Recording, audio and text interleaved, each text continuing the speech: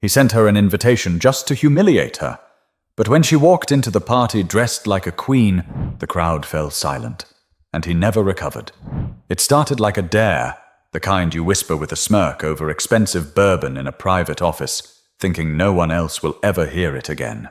Richard Callahan was standing by the floor-to-ceiling windows of his real estate firm's 32nd floor office in Stamford, Connecticut.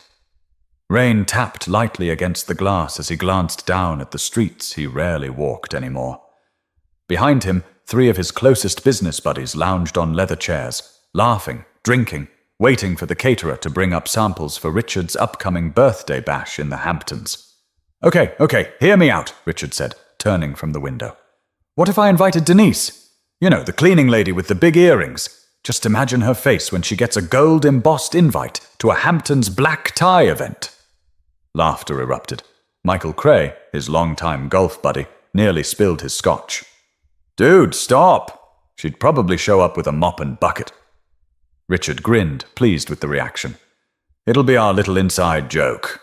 I'll even have the valet ready with a rag and some Windex. It was cruel. But in their world, cruelty was often masked as banter. And Denise Walton, the quiet black woman who swept their offices every other evening around 7 p.m., was invisible to them. Someone whose name they barely remembered, unless there was a coffee spill or a dusty baseboard. But Denise? She remembered everything. That Tuesday night, as she emptied the trash in the break room, Denise heard her name. She hadn't meant to eavesdrop. She never did. But the door had been left slightly open, and her ears caught the sound of her name being used like a punchline. She's not going to come, one of them said. People like that know their place. She stood still for a moment, holding the trash bag in her gloved hand. No anger, no flinch, just stillness. A long, heavy pause. The next morning, Richard had an embossed envelope dropped off at the cleaning supply closet. It was real enough to pass for sincerity.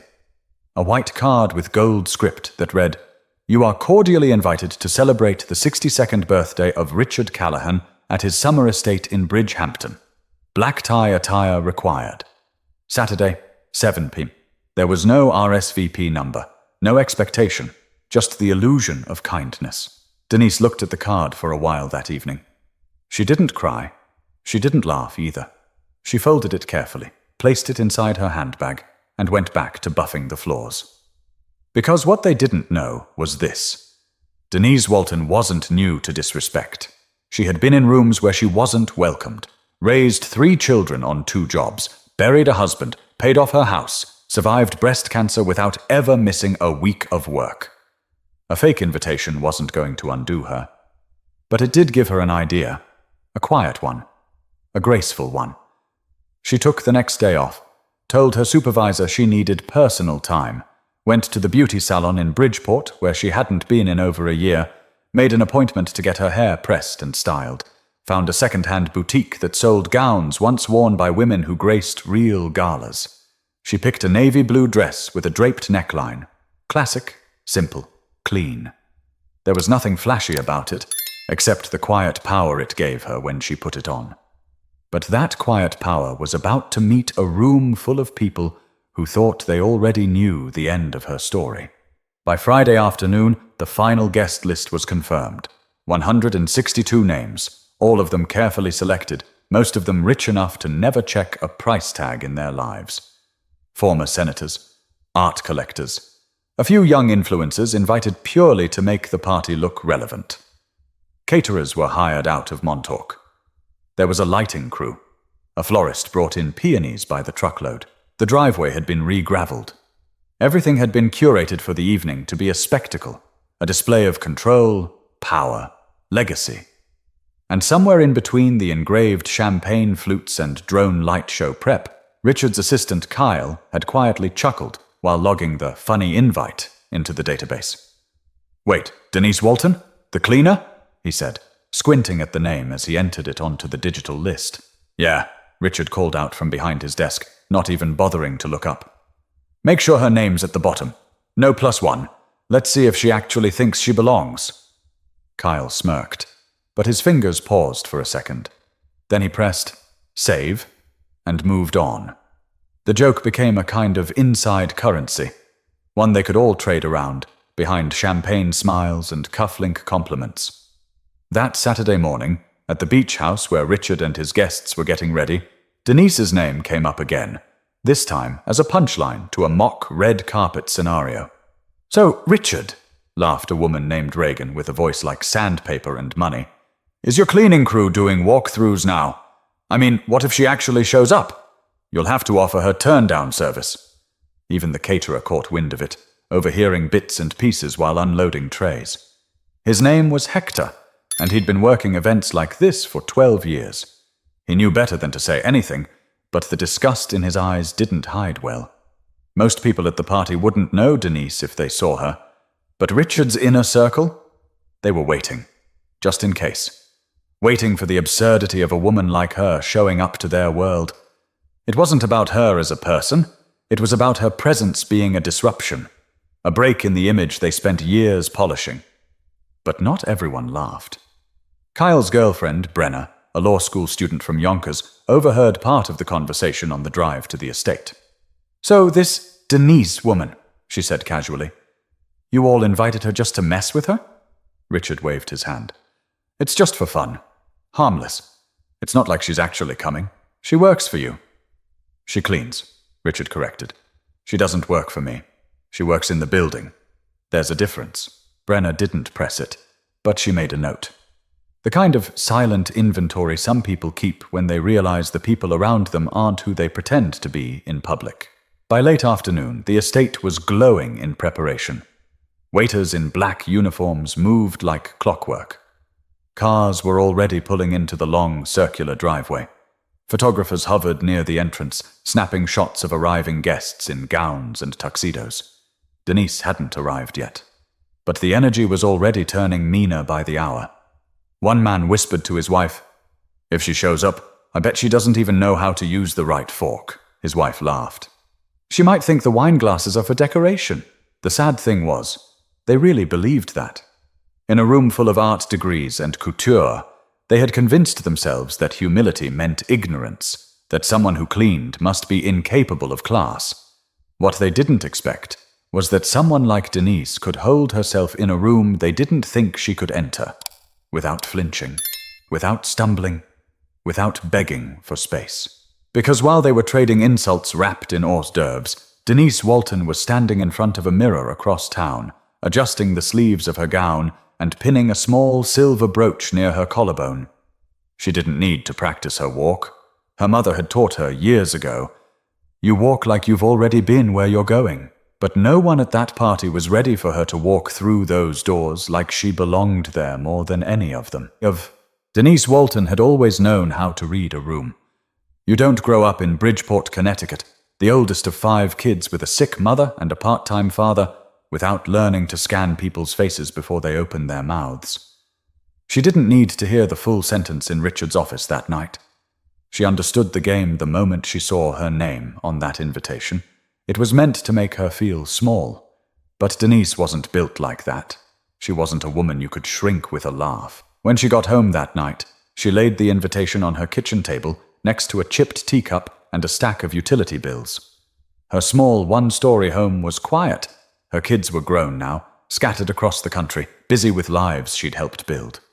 The television buzzed softly in the background with a rerun of Family Feud, but she didn't really hear it. She just stared at the gold script on that heavy cardstock and thought, "They think I won't come. Not because I can't, but because they think I shouldn't." She thought about her late husband, Terence. He used to tell her, "People confuse wealth with worth. Don't ever let them hand you their rules and expect you to live by them." She still heard his voice sometimes when the house was too still. The next morning, Denise opened her closet. There wasn't much in there besides work uniforms and some church dresses she hadn't worn in a year. She stood still for a moment, then picked up her phone and called Ms. Rena, the woman who'd done her hair since the early 90s. "Baby," Rena said when she heard the request. "You going somewhere?" "Yes, ma'am," Denise replied. "I've got a party to attend." She could feel Rena smile through the phone. Later that day, Denise took a city bus to an upscale consignment shop in Fairfield. She browsed in silence. No assistant rushed to help her. No one asked what she was looking for. But she moved slow, deliberate, her eyes scanning fabrics the way someone else might scan paintings. And there it was, a navy silk gown with long sleeves and a neckline that dipped just low enough to be elegant without being loud. Clean lines, no sequins, no lace, just dignity. The saleswoman gave her a side glance when she asked to try it on. Denise didn't take it personally. She'd seen that look before. It was older than both of them. She tried the dress on, turned in front of the mirror, and smiled quietly. Not because it made her feel different, but because it matched the woman she already was. At the counter, the saleswoman asked, "Is it for a special occasion?" Denise looked her in the eye. You could say that. On Saturday evening, just before 6:30 p.m., Denise stepped out of a rideshare car in front of the Callahan estate. She hadn't told anyone she was coming. Not her supervisor, not her kids, not Rena. The driver offered to open the door for her. She gently declined. The estate was massive. Columns, imported stone, valet boys scrambling under fairy lights. A violinist was playing something classical near the hedges. People milled about holding glasses of champagne, laughing, checking over their shoulders to see who was arriving. Denise held her clutch in one hand and walked up the gravel path without hesitation. Her heels didn't wobble. Her posture didn't falter. Every step was deliberate. The first person who saw her was a hostess. She glanced at the guest list, looked up at Denise, then back at the list again. "Name? Denise Walton," she said calmly. There was a pause, a long one. Then the hostess cleared her throat. "Of course. Right this way." People turned. Heads tilted. Conversations broke. No one said anything right away, but the air changed.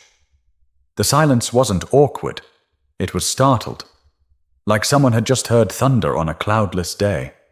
Richard hadn't seen her yet, but in less than 2 minutes, the man who had made her a joke was about to come face to face with the part of Denise he had never bothered to see. Denise stepped inside like she'd been there 100 times before.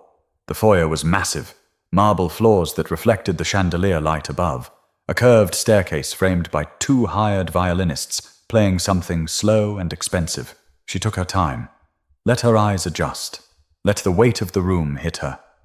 A woman near the entrance, wearing a gold gown that looked like it came with its own security detail, whispered to her partner, "Is she with the staff?" Her partner squinted. "I don't think so. She just walked in through the front." Denise caught pieces of it. Not all, but enough. She didn't smile. She didn't scowl. She just kept walking. The kind of walk that comes from years of being stared at in grocery lines, banks, interviews. Everywhere someone expected less from her. A young waiter with nervous eyes walked toward her, holding a silver tray. "Champagne, ma'am?" She took one, thanked him, and gave him the kind of smile that calms a shaking hand. "You're doing fine, baby," she whispered. He nodded once, surprised before disappearing into the crowd. At the far end of the room, near the bar, Richard Callahan was laughing. Loud, red in the face, surrounded by people who always laughed a little too quickly when he spoke. He didn't see her at first, but others had started to notice. Someone pointed. A few turned. A few more stopped talking mid-sentence. By the time Richard turned around, half the room was watching her.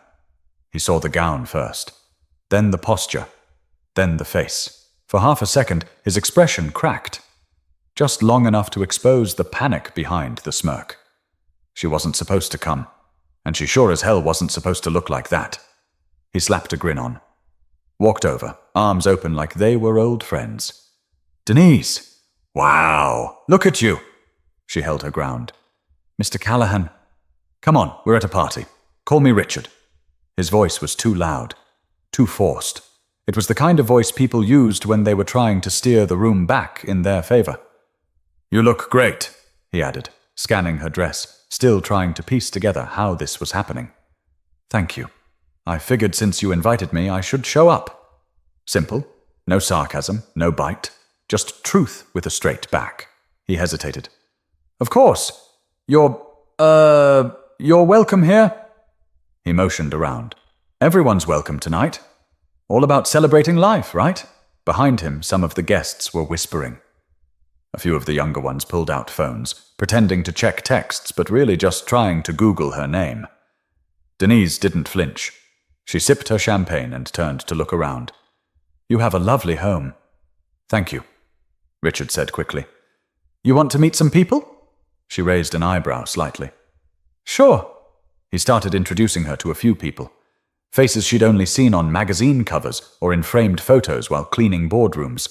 But now they were shaking her hand, asking where she got her dress, some out of politeness, others out of honest curiosity. One woman, slightly older, in a deep red dress, leaned in and asked, "Are you an artist?" Denise smiled. "No, Mom. I clean offices downtown." There it was. The hush, the blink, the recalibration. "Oh," the woman said, caught off guard. "Well, you wear that dress better than half the people here." Denise chuckled. "I didn't come to compete, just came because I was invited." Another pause. Then the woman laughed. Not fake, not forced, real. "Well, I'm glad you did." The conversation started to shift, not all at once, but little by little. The questions weren't about why she came anymore. They were about who she was. And Denise? She answered the same way she lived, soft but firm, honest, and without apology. But Richard was still watching from the corner, and for the first time in a long time, he wasn't the one controlling the room. Richard wasn't used to feeling irrelevant at his own parties. He stood by the grand piano, watching Denise like a man trying to figure out how the magician pulled off a trick in front of his eyes. His drink sat untouched. The laughter around him felt far away. He smiled when people looked over, but it didn't reach his eyes. He had expected Denise to be uncomfortable, quiet, out of place, maybe even grateful to be let in. He hadn't expected her to move like she had nothing to prove. And now the conversations were circling her. A state senator's wife had pulled her aside to ask about the brooch on her dress. A tech investor from Seattle was nodding as she talked about raising kids in Bridgeport and working 2 jobs. Even the live jazz band had started playing something softer, as if the room had shifted, and it had. Richard turned to Kyle, who had been trying hard to stay invisible. "Did you know she was actually coming?" Kyle shrugged, eyes darting. "She RSVP'd. "You didn't think to tell me that." "You said it was a joke." Richard clenched his jaw but said nothing. Instead, he started walking. Not toward Denise, but toward the bartenders. He had a plan forming. "Bring out the caviar tower," he barked to one of the staff.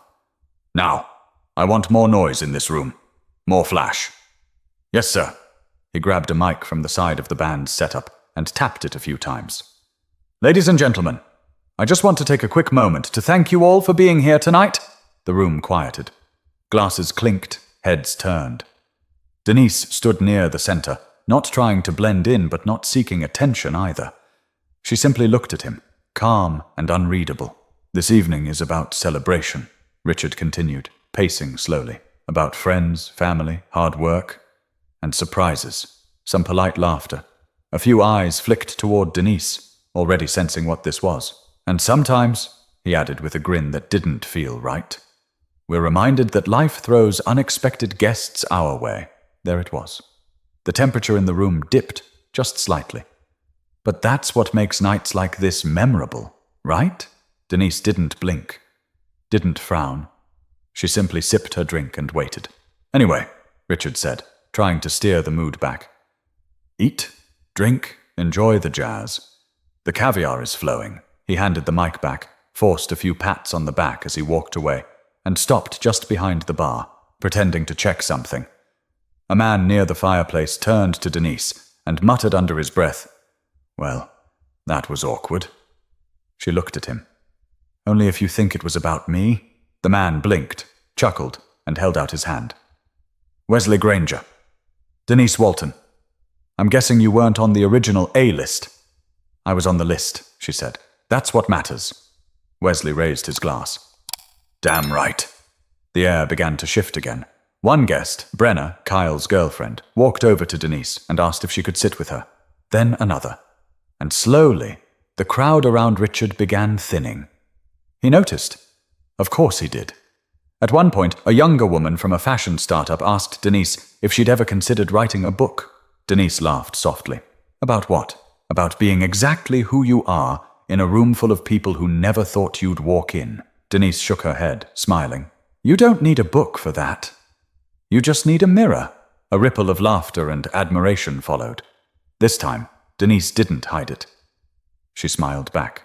But Richard, now standing alone by the catering table, realized the room he had built to celebrate himself was now orbiting someone else entirely. By the time dessert trays made their rounds, Denise Walton wasn't just a guest anymore. She was the conversation. It wasn't loud or theatrical. It was subtle, the way real respect tends to be. People leaned in when she spoke. They remembered her name. Even the ones who had raised their eyebrows earlier were now nodding along to her words. She wasn't trying to impress anyone. She talked the way she always had, clear, thoughtful, unbothered by the social dance happening around her. At one point, she found herself seated at a long table with 6 other guests, 2 venture capitalists, an art dealer, a retired news anchor, and an older couple from Greenwich who owned half the buildings on their block. None of them had expected to spend the night listening to a woman in a second-hand gown talk about life, but that's exactly what they were doing. So, you raised 3 children? The news anchor asked. Yes, Denise said, folding her napkin on her lap. 3. All grown now. My oldest is a teacher in Hartford. My middle one's in Tulsa, works in logistics. And the youngest just started their own landscaping business down in Tallahassee. You must be proud, the woman said. I am, Denise nodded. Not because they make money, but because they care about people. That's what I taught them. Doesn't matter how much you got if you don't know how to treat folks. The table fell quiet for a moment. Across from her, the art dealer leaned in. Did you always know you'd raise them on your own? Denise looked at him, not sharply, but directly. No one ever knows that. You just do what needs doing. My husband passed when my youngest was 10. Heart failure. I was working night shifts at the time, cleaning banks and waiting tables on weekends. Sometimes we didn't have enough, but we never had nothing. There was no bitterness in her voice, just plain truth. And the cleaning job? The man asked carefully. You still? I do, she said. 3 nights a week. Office work. Keeps me busy. And it's honest. I've never been ashamed of it. She could feel the room tilting again, not because people were pitying her, but because they were adjusting their idea of what strength looked like. Near the end of the table, the retired news anchor looked down at her wine glass. We spend our whole lives pretending we're different, she said quietly. But I think we all want the same thing. Peace, Denise nodded. And maybe a little respect along the way. Someone laughed softly. Another guest nodded. A few feet away, Richard watched from a high-top table, swirling ice in an empty glass. He wasn't laughing anymore. He hadn't laughed in over an hour. Kyle leaned over to him. Do you want me to ask her to keep it low-key? Richard looked at him, annoyed. Low-key? She's not doing anything. She's kind of becoming the story. I am the story, Richard snapped under his breath. Not tonight, Kyle said. Then he walked off. Richard looked down at his phone. Nothing new, no messages, no distractions, just the growing reality that he had planned a party to celebrate himself, and now the most talked-about guest was the woman he had invited as a joke.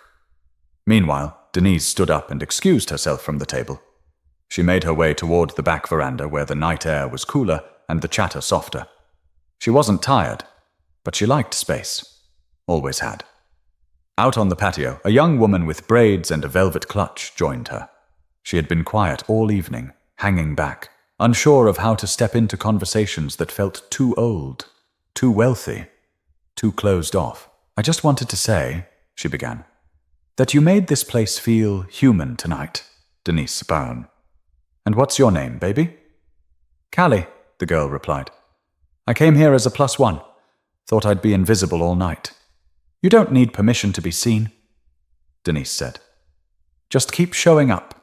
Callie exhaled like she'd been holding her breath for an hour. Thank you. Denise looked out over the lawn, where fairy lights glowed faintly above the hedges. She didn't need the cameras or the compliments. The room had seen her. That was enough. But there was still one moment left in the evening, and it would come with a question no one saw coming. Back inside, the party was beginning to settle. The music had softened, the servers were clearing away empty glasses, and small circles of conversation dotted the vast hall like candle flames in the dark. Denise re-entered the room just as someone called for a toast. Richard's college friend, Douglas Whitner, a hedge fund executive with an inherited vineyard and a smirk that never left his face, raised his glass at the head table. "To Richard," Douglas said, "the man of the hour, the king of real estate, and the host of the year." A wave of applause rippled through the room. Richard grinned and clinked glasses with those closest to him. He was starting to feel a bit steadier again, back in control. Then Douglas glanced toward Denise, who had taken a seat beside Callie near the middle of the room. "And to our most unexpected guest tonight," Douglas said, lifting his glass again. "Miss, what's your name again?" The room tensed. Denise didn't flinch. "Denise Walton?" "Right, Denise Walton." Douglas smiled, but it didn't reach his eyes. "Well, cheers to you. I think I speak for a few of us when I say it takes guts to show up where you don't quite fit in." A few people chuckled, unsure whether to laugh or not. Richard's face dropped. It was the wrong kind of joke at the wrong time. Denise set her glass down slowly, turned toward Douglas. She didn't raise her voice. She didn't narrow her eyes. She simply spoke in the same calm, even tone she used when breaking up fights between her kids growing up. "Well, I appreciate the toast," she said, "but I didn't show up to fit in. I showed up because I was invited." The room went quiet. "Now, whether or not I fit, that's not really for you to decide, is it?" Someone near the back of the room said softly.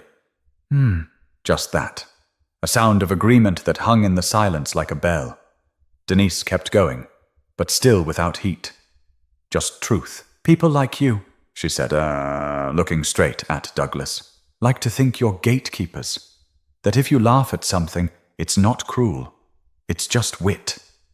That if someone like me walks in, it's a surprise instead of a choice. But see, I didn't sneak in. I walked through the front, announced, dressed right, minded my manners, and still, here we are." Douglas shifted in his seat, the smirk fading. "I've worked in rooms just like this for 25 years, she added. "Wiping windows, vacuuming carpets, scrubbing out stains you'll never notice because someone like me takes care of it before you even see it. And tonight, all I did was put on a dress and come through the front door. And somehow that's the part that's hard to swallow?" The silence was deep now. Not awkward, just real. Richard stood frozen. He knew this wasn't about a joke anymore. The room had shifted again, and this time, it wasn't going back. Denise sat back, picked up her glass, and ended with, "I came here out of respect. For the invitation. For myself. For the space. But make no mistake. I didn't come here for your approval. I've lived a full life without it." And that was it. No mic drop. No dramatic walkout. Just words that landed like bricks in a room made of glass. People stared. A few blinked hard. Some looked down at their drinks, unsure what to say. Then Callie clapped. Once, twice, then more. And then others joined in. Not the performative kind of applause. The slow, steady kind. The kind that says, "We heard you." Douglas sank into his chair. Richard sat with his hands folded. Suddenly a man at his own party who couldn't reclaim the stage. Denise didn't stand or bow or react. She just smiled softly and continued sipping her champagne. But after that moment, the party wasn't the same. Because now, everyone there knew exactly who the most important person in the room really was. After Denise spoke, the party didn't erupt back into laughter the way it normally would. It softened, shifted. The kind of shift you feel more than see. No one danced. No one called for another toast. Even the band seemed to ease into quieter rhythms, like they too understood the mood had changed. People began walking over to her, not in a rush, not with fanfare, but with something closer to sincerity. A grey-haired man with tortoise-shell glasses offered his hand and said, "Ma'am, I've never been checked so gently in all my life." His wife stood beside him, nodding. Denise shook his hand. It wasn't about checking anyone. Just telling the truth, he nodded. That's what made it land. A younger woman, maybe mid-20s, approached next. She wore a sleek green dress and nervously held a wine glass with both hands. Hi, I just wanted to say that what you said really, it meant something. Denise spioned gently. You've been quiet all night. I didn't know how to fit in either, the girl said. But after hearing you, I feel like maybe it's not about fitting in at all. Denise tilted her head. Baby, the day you stop shrinking to make others comfortable is the day you start living on your terms. The girl's eyes watered. She mouthed a quiet, "Thank you," and walked away with a look that said she'd remember this night for years. At the same time, near the patio doors, Brenna was whispering to Kyle, her voice low but sharp. You all humiliated her, and she still showed more grace than anyone here. Kyle didn't argue. He just stood still, staring toward Denise across the room. She walked in like she knew she belonged. That's power, Brenna added, before stepping away and disappearing into the crowd. Richard stayed seated near the back wall, watching it all play out like a movie he wasn't part of anymore. Every time he opened his mouth, he couldn't find the right words. He wanted to defend himself. Say it wasn't that serious. Say the invitation was a misunderstanding. But even he didn't believe that. And worse, everyone else had stopped pretending to. For years, Richard had measured his value in assets and applause. But tonight, applause belonged to someone else, and she hadn't asked for it. He tried to stand once, maybe to make a final speech or reassert control, but his feet didn't move. Instead, he sat back down and adjusted his cufflinks. Elsewhere, Denise had stepped outside again, this time with a few others trailing behind. A circle of people now sat with her under the outdoor heaters, people from different backgrounds, different ages, just talking. Nothing fancy, just honesty. Someone asked her, "So when you're not working or raising kids, what do you do for you?" Denise paused. "I garden. I read. I cook for people who actually eat the food without complaining." That got a few laughs. "I like to learn things," she added. "Always felt like if I stopped learning, I'd stop growing."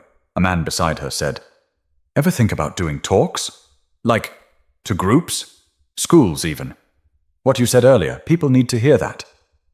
Denise shook her head gently. "I'm not a speaker." "You are now," he replied. Inside, a few of Richard's close friends whispered about leaving early. Not because they had somewhere else to be, but because they felt uncomfortable in a way they couldn't admit. The kind of discomfort that comes when a mirror gets held up, and you don't like the reflection. By now, even the waitstaff had begun slowing their movements around Denise. Not out of awkwardness, but respect. One young woman, working her first event, quietly slid Denise a plate of chocolate-covered strawberries and whispered, "I wish my aunt could have seen you tonight." Denise touched her hand briefly. "Tell her she's still in the room. You're carrying her." The girl smiled, then darted away before tears gave her away. But even as the night grew quiet, there was one more moment to come, because goodbyes, when they're earned, carry more weight than any entrance. By the time the final dessert tray had been cleared and the last song wrapped up, only a few guests remained. The mansion, once buzzing with chatter and clinking glasses, now echoed with the soft footsteps of people gathering their coats and car keys. Denise stood near the edge of the veranda, her arms resting gently on the stone railing as she looked out into the darkness beyond the garden lights. The crisp air settled over her shoulders, but she didn't flinch. She was used to colder nights than this. Inside, Callie came up behind her, holding her coat. "I thought you might need this." Denise mellowed and slid her arms into the sleeves. "Thank you, sweetheart. You've been good company tonight." Callie beamed. "I learned more from you in 3 hours than I did in 4 years of school." "Well, school teaches you what's on paper. Life teaches you the rest." They shared a quiet moment. No one else was rushing them. No one was trying to move them along. From behind, Richard appeared at the door. He hesitated before stepping out. Alone now. No entourage in tow. Just him and whatever apology he had been crafting for the last 2 hours. Denise heard the door creak, but didn't turn. She waited. He cleared his throat. "Denise." She turned slightly. "Richard," he let out a breath. "I just wanted to say I didn't expect you to come tonight. I know. He fumbled. "Look, the invite. It was meant to be light-hearted. I wasn't trying to humiliate you." "You did, though," she said. "Maybe not in front of everyone. But when people like you laugh in rooms behind closed doors, thinking the rest of us won't hear it, that still counts." Richard looked down. "I didn't come to shame you," Denise continued. "I came because I was invited. And because I wanted to show you something." He looked up, hopeful. "What's that?" "That you can't control how people see you, but you can control how you carry yourself." She stepped away from the railing. "You invited me thinking I'd be the punchline. Instead, I reminded you what it looks like when someone walks through fire and still stands tall."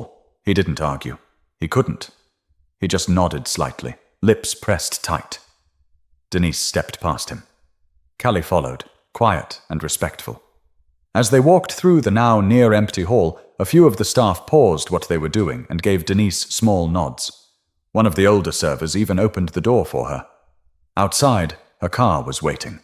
Not a limo, not a driver in uniform, just a regular black rideshare sedan with a polite man behind the wheel. She turned to Callie. "You need a ride?"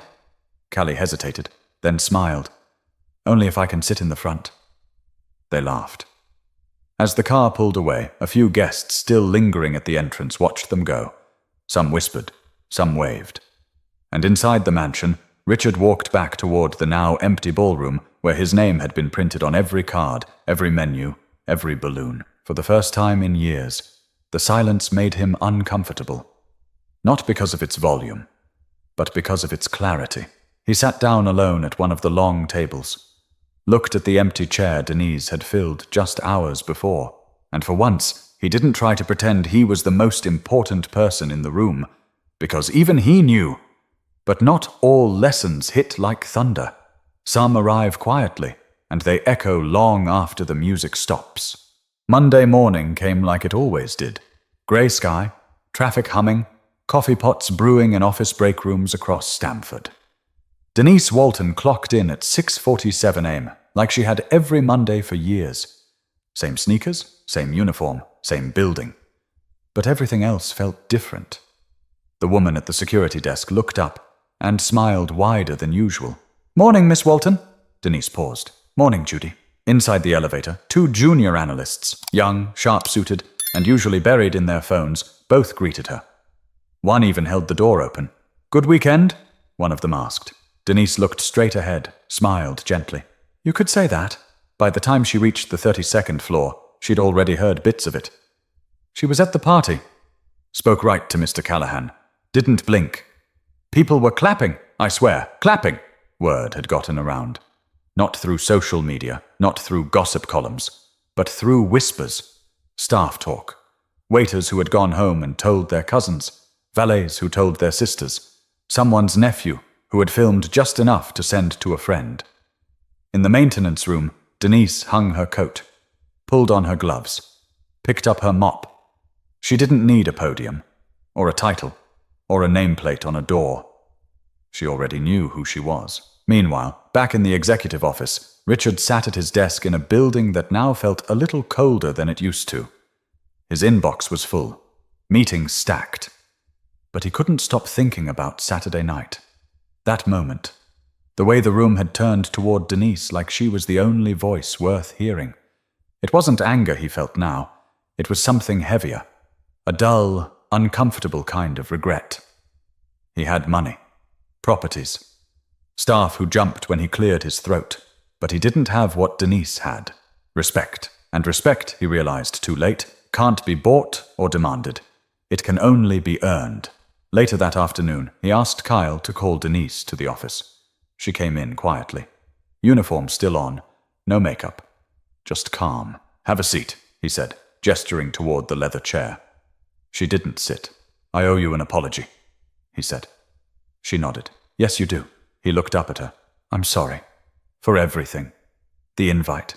The way I minimized you." She tilted her head slightly. "You didn't minimize me. You just showed me how small you still think." The silence stretched. He swallowed. "Can I make it right?" Denise looked at him for a moment, then said, Start by seeing the people who keep this place clean. Know their names. Know what they carry when they go home. And maybe stop using power to make jokes about people who work harder than you do. He nodded slowly. He looked older than he had Saturday night. Denise turned to go. At the door, she paused. One more thing, she added, without turning back. Invite someone because you want them there, not because you want them to know they weren't supposed to be. Then she left. Not triumphant, not smug, just finished. And for the first time in his career, Richard Callahan didn't have the last word. That night, Denise made dinner for herself at home. Turnip greens, fried catfish, macaroni that baked a little too long on the edges. She poured herself a glass of iced tea and turned the radio low. The world hadn't changed, but her place in it had gotten a little louder. Not because she fought for it with fists or force, but because she showed up, stood still, and made sure everyone saw her without having to raise her voice. Because dignity doesn't need permission, and grace doesn't wait for applause. If you felt something during this story, if it made you think of someone, or made you think differently, subscribe to the channel and share it with someone who needs to hear it. These aren't just stories, they're reminders of the kind of people we still need in the world.